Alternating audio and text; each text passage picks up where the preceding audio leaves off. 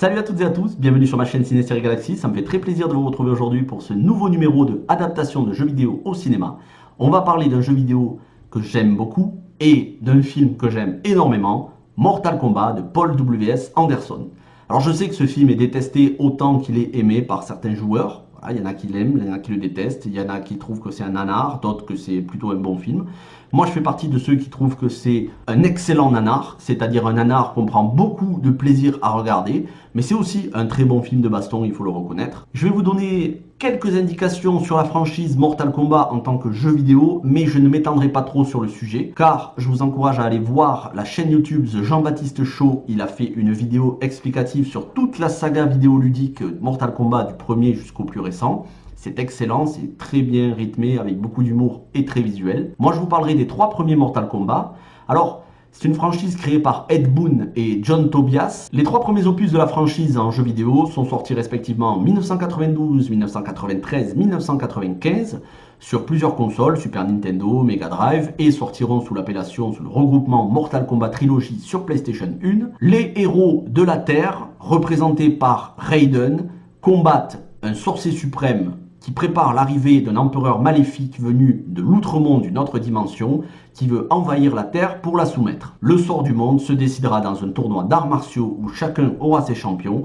Ce tournoi, c'est le Mortal Kombat. Voilà le résumé en bref. C'est pas plus compliqué que ça et de toute façon, le scénario, c'est pas ce qui est le plus important dans les Mortal Kombat. Le plus important dans les Mortal Kombat, c'est le gameplay. En effet, ils voulaient concurrencer l'hégémonie sans partage de Street Fighter 2 et son gameplay révolutionnaire. Et pour ça, sachant qu'ils n'y arriveraient pas, ils ont misé sur quelque chose qui n'avait pas encore été fait, l'Ultra Gore, avec ses exécutions, ses fatalités que vous êtes en train de regarder en gameplay, avec des images qui sont en train de défiler. C'est devenu la marque de fabrique de Mortal Kombat, ça a attiré son public, ils ont réussi leur coup.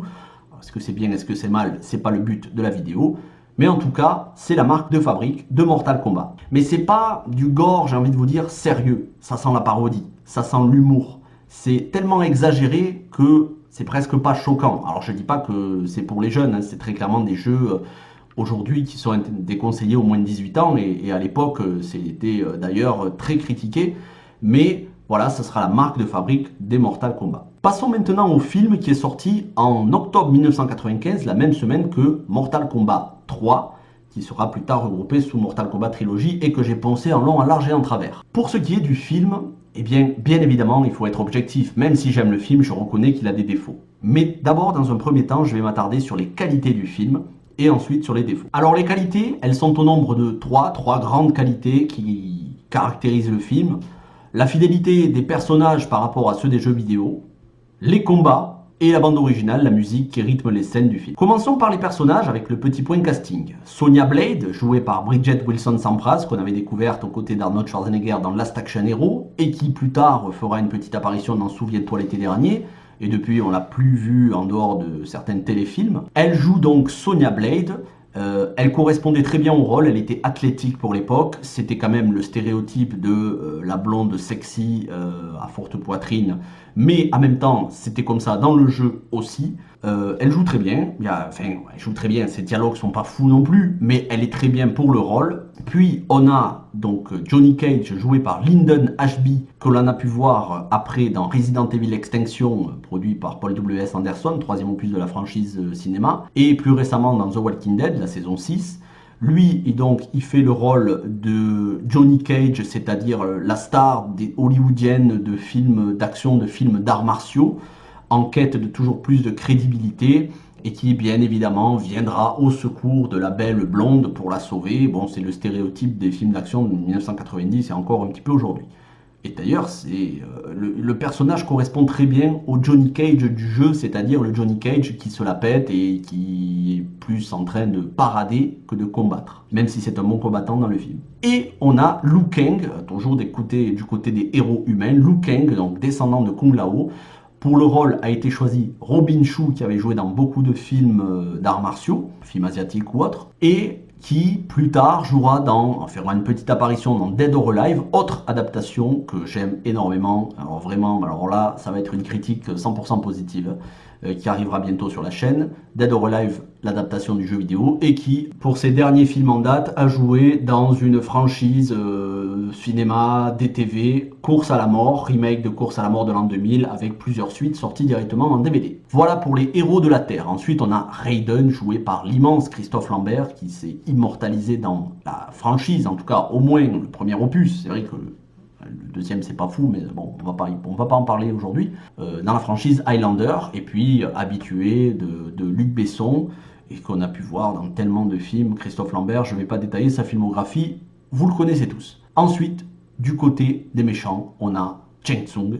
Shang Tsung, joué par l'excellentissime Kari Hiroyuki Tagawa, acteur asiatique, dont le rôle de Shang Tsung lui collera à la peau. On a pu le voir dans Soleil Levant, aux côtés de Sean Connery et Wesley Snipes, et dans L'Art de la guerre, toujours aux côtés de Wesley Snipes. Et donc, dans Mortal Kombat, il va avoir le rôle le plus emblématique de la saga, Shang Tsung. Ce rôle lui collera tellement à la peau que même lorsqu'il y aura un reboot en série, en web-série Mortal Kombat Legacy, il reprendra ce rôle, même si le film et la série n'ont rien à voir. Ensuite, on a pu le voir dans d'autres films adaptés de jeux vidéo, comme par exemple Tekken, autre film que j'aborderai sur la chaîne. Voilà pour le point casting. Je n'aborderai pas les autres personnages parce que ça reste quand même anecdotique. Du côté des méchants, par contre, on a, je ne vais pas vous dire les noms des acteurs parce que bon, voilà, ce sont plus des cascadeurs que des acteurs, mais on a Sub-Zero qui manipule la glace et Scorpion qui manipule le feu. Quant à Goro, c'est la grosse créature avec plusieurs bras, le champion de l'outre-monde, le bras droit de Shang Tsung, qui à chaque fois remporte les Mortal Kombat en brisant des nuques, des têtes, des vertèbres. Voilà pour les personnages. Ils correspondent en tout point aux personnages des jeux, c'est très clairement un point positif. Ensuite, on a les combats. Les combats, je ne vais pas trop en parler, je vais vous laisser regarder ces images. Vous les connaissez puisque vous avez sûrement vu le film, et après on en reparle.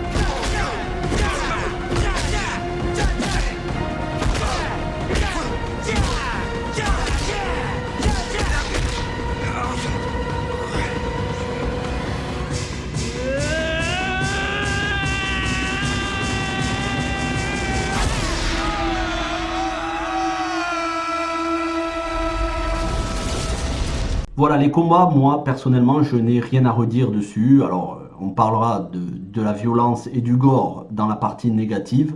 Mais pour ce qui est des cascades, pour ce qui est du rythme des combats, franchement, je n'ai rien à redire. Que ce soit le combat contre Scorpion, contre Sub-Zero ou mieux encore contre Shang Tsung à la fin, ce sont pour moi de très bonnes chorégraphies, de très bonnes cascades, bien jouées.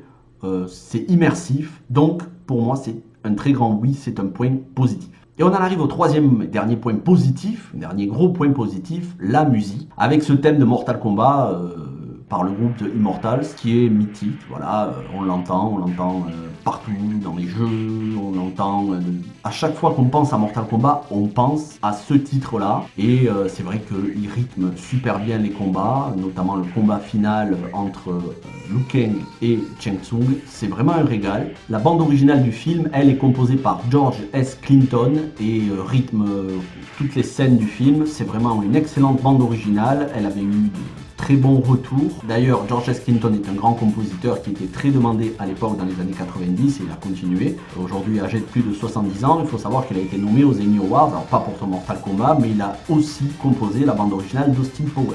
Enfin, la bande originale se termine, la dernière scène se termine par un morceau excellent qui a été repris récemment dans Teen Spirit, l'excellent film dont j'ai fait une critique dont je suis très fier, allez la voir, la critique de Teen Spirit. Ce morceau c'est Orbital, c'est Alkyon On and On du groupe Orbital et c'est de la musique au synthétiseur, c'est un régal. Vraiment, écoutez ce morceau, écoutez ma critique de Teen Spirit, regardez cette scène, c'est la scène qui conclut Mortal Kombat 1 et qui va enchaîner donc avec l'arrivée de Shao Kahn l'empereur. C'est toujours un régal d'écouter cette scène parce que la musique est tellement bien appropriée à la scène et ça fait vraiment penser aux années 90. On avait de la musique au synthétiseur, aujourd'hui on a moins de musique au synthétiseur. Ce morceau est excellent, comme toute la bande originale d'ailleurs. Et maintenant on va passer aux points négatifs, parce qu'il y en a quand même. Alors les points négatifs, j'en ai recensé 3 principaux. Les dialogues et le scénario, c'est le premier point que les gamers reprochent au film. Les dialogues, je peux vous suivre, c'est vrai que tout ce qui a trait à Sonya Blade et à Johnny Cage, c'est assez pauvre, assez navrant, assez pitoyable. Mais le scénario, si on en fait le reproche, moi je veux bien, il faut aussi le faire au jeu. Parce que le film s'appuie sur le premier jeu sorti en 92. Et le premier jeu sorti en 92, il n'y en a pas de scénario. Ça rentre sur un mouchoir de poche. C'est quelques lignes de dialogue, enfin c'est même pas des lignes de dialogue, c'est quelques lignes explicatives en tout début de générique de jeu, et ensuite c'est que de la baston. Donc forcément, comment vous voulez faire un film d'1h40 avec ça? Forcément, il faut se concentrer sur les combats et pas sur le scénario. Donc c'est un faux point négatif. Le deuxième, c'est le manque de gore. Et là aussi, j'ai envie de prendre la défense du film. Parce que s'ils avaient fait un film aussi gore que le jeu, il n'y aurait eu personne qui serait allé le voir. D'une part, parce que les adolescents, les enfants à l'époque, leurs parents, ils auraient pété un câble. Moi, le premier, si j'étais parent à l'époque, mon gosse, il me dit, je vais aller voir un film ultra gore, moins de 16 ans, où il y a plein de démembrements. Je dis, c'est hors de question, jamais de la vie. Donc, à l'époque, on n'était pas dans la même ère qu'aujourd'hui, post-Deadpool, c'est-à-dire un film interdit au moins de 12 ans qui a cartonné dans le monde entier avec sa violence. Non, à l'époque, on faisait des films bon enfant, et forcément, si on avait fait un film aussi gore que le jeu, moins de 12, voire moins de 16, il y aurait eu le désert dans les salles. Donc il fallait adapter, et ça a été plutôt bien adapté. Maintenant, si vous voulez du gore, il y a la web-série Mortal Kombat Legacy, qui pour le coup, elle, est beaucoup plus gore. Sachant qu'on aura un reboot qui va sortir normalement, si tout va bien, l'année prochaine, avec des acteurs de qualité produits par James Wan. À voir si ce sera aussi gore que les jeux, je suis pas sûr, mais ça devrait être encore plus fidèle. Et le troisième point négatif, c'est les décors et les effets spéciaux. Alors les décors, je suis totalement d'accord avec vous. Il y a certains décors qui sont très pauvres, ça se voit que c'est tourné en studio, ainsi que certains costumes, notamment le costume en latex, carton, papier mâché de Goro. C'est ridicule, mais bon, c'est pas très grave. On faut voir ça avec les yeux de la nostalgie, avec les yeux d'un jeune adolescent qui jouait à ces jeux vidéo-là sur les consoles anciennes de l'époque. Donc, faut pas être trop dur avec ce point-là. Et puis les effets spéciaux, c'est pas non plus le point fort du film, mais en même temps, il n'y a pas énormément d'effets spéciaux non plus. Oui, la glace de Sub-Zero, c'est pas très bien fait, mais le feu de Scorpion est plutôt bien fait, donc ça équilibre un petit peu. Il n'y a rien de vraiment rédhibitoire. Alors, je sais qu'il y a des rageux parmi les gamers qui s'énervent, qui insultent le film. Je pense qu'à un moment donné, il ne faut pas être trop exigeant. C'est pas des jeux qui sont transcendants par leur scénario, c'est pas des chefs-d'œuvre, ce sont des jeux cultes, mais ça donne lieu à des films divertissants. Paul W.S. Anderson n'a jamais prétendu faire un chef-d'œuvre. Ça n'est pas un chef-d'œuvre d'ailleurs, c'est un film culte, mais ça n'est pas un chef-d'œuvre. C'est divertissant et c'est tout ce qu'on demande à une adaptation de jeu vidéo, que ce soit divertissante. Je pense que on peut raisonnablement se mettre d'accord, même ceux qui n'aiment pas le film, on peut se mettre d'accord sur ce point-là, c'est plutôt divertissant. Il me reste à vous dire que si vous avez aimé cette vidéo, n'hésitez pas à vous abonner, activer les notifications parce que tous les samedis, il y a un numéro adaptation de jeux vidéo sur ma chaîne. Partagez cette vidéo si vous l'avez aimé sur les réseaux sociaux Facebook, Twitter, Instagram, Snapchat. Dans les commentaires, que ce soit sur YouTube ou sur Facebook, essayez de rester respectueux même si vous n'aimez pas le film. Si possible, argumentez si vous n'aimez pas. En tout cas, n'insultez pas le film. On se retrouve lundi pour une rétrospective sur la ségrégation raciale aux États-Unis. 12 films qui traitent de ce sujet-là. Vous verrez, c'est assez intéressant. C'est vraiment centré cinéma. Mercredi pour une comédie américaine. Et comme je vous ai dit, samedi prochain pour un autre numéro de cette rubrique. En attendant, il me reste à vous souhaiter un bon week-end. Prenez soin de vous, faites attention à votre santé, passez une très bonne semaine. Ciao.